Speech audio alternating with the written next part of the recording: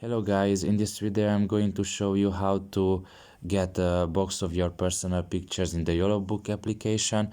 First of all, you should enter the app, then scroll down a little and you will see the Yolobox option.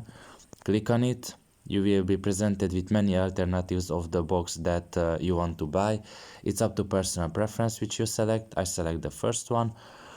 This box contains 60 of your personal pictures, either from Instagram or Facebook. Proceed with order, and now you select the 60 pictures that you want to have in this box. Now the pictures I have here are random pictures, mostly from nature. You can choose any pictures that you want from your phone, so for you it may take even more than it does for me.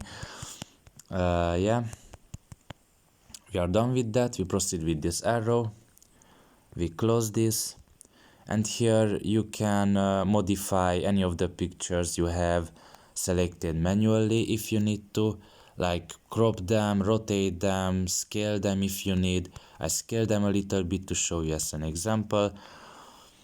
It's okay for me. We proceed, and we are at the next step, which is paying. If you select the next option here, you will proceed to pay what you have selected. And that would be essentially the video. I hope it was helpful and see you next time. Bye bye.